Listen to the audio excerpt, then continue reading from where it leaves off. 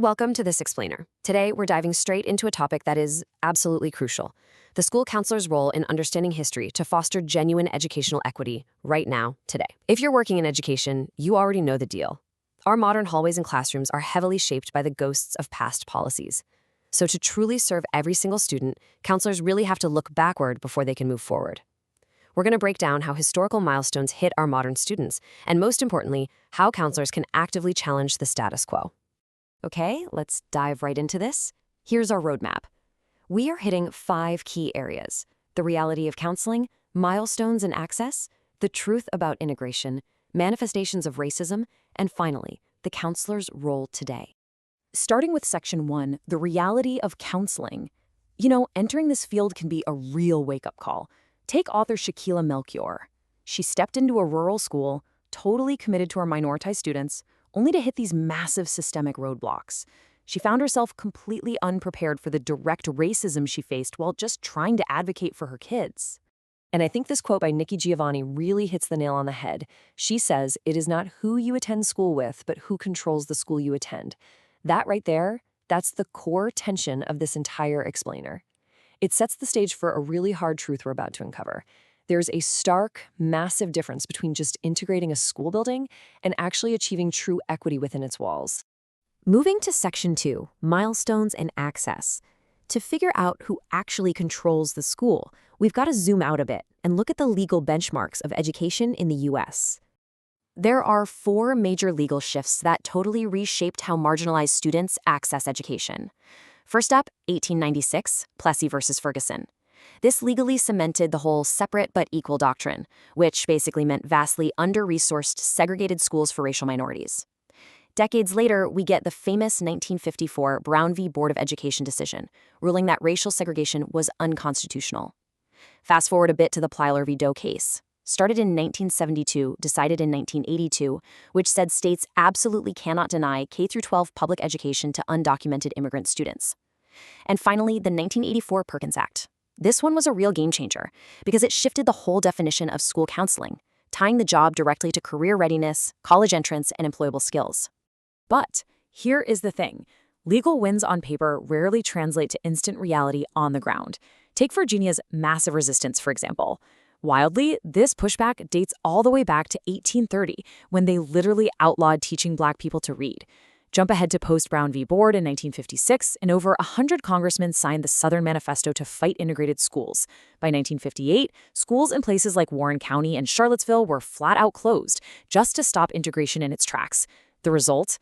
By 1964, which, think about it, is just one lifetime ago, a full 10 years after segregation was ruled unconstitutional, only 5% of Black students in Virginia were in integrated schools. 5%.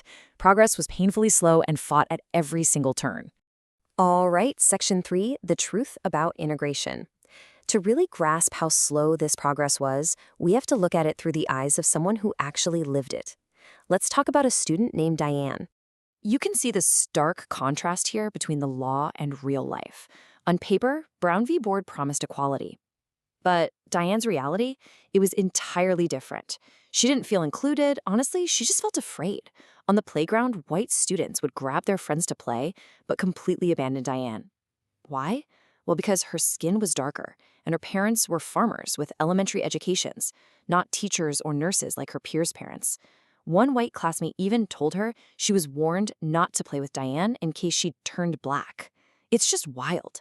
Even while supposedly integrating, Diane was actively being isolated by colorism and classism. And this intense systemic pressure created these deeply tragic, flawed dynamics inside the classroom. Diane shares this heartbreaking story where a white male student stomped on her foot with cleated football shoes. In pain and obviously angry, Diane hit him back. But when it came to discipline, a Black teacher paddled Diane, and the white student got absolutely no punishment. Looking back as an adult, Diane realized that the teacher wasn't acting out of malice toward her. It was sheer terror. If that Black teacher had disciplined the white student, her career likely would have ended that exact same day. Diane was basically sacrificed so her teacher could keep her job. It's a really stark reminder of how broken systems force people into impossible, no-win choices. Which brings us to Section 4, manifestations of racism.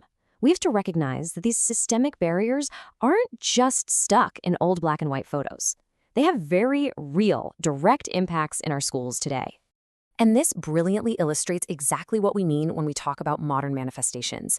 The data clearly shows how these historical biases just kind of shape-shifted. Take course tracking. Black students are still disproportionately placed in special ed and severely underrepresented in AP and honors classes. Look at discipline. Black boys are suspended at way higher rates than their white peers. Resources? In so many districts, your literal zip code still dictates how much funding your school gets.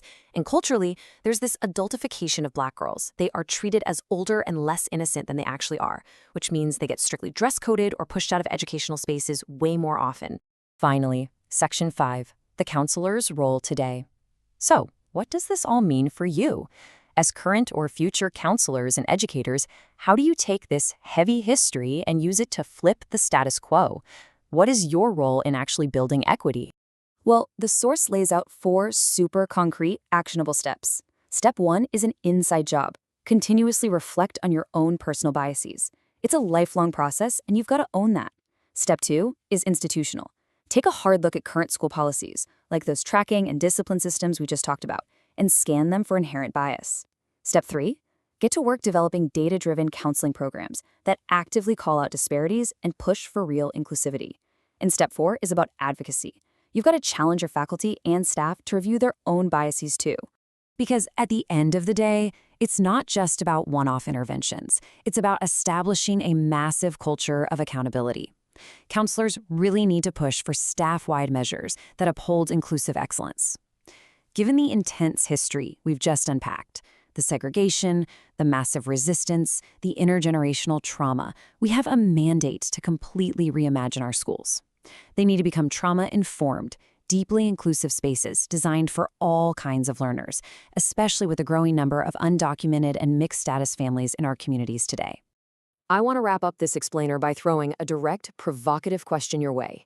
Knowing this deeply embedded history of resistance and seeing exactly how it manifests in our hallways today, you have to ask yourself, how willing are you to engage in a fight for equity and justice in your school, even if it means taking a less politically popular stance?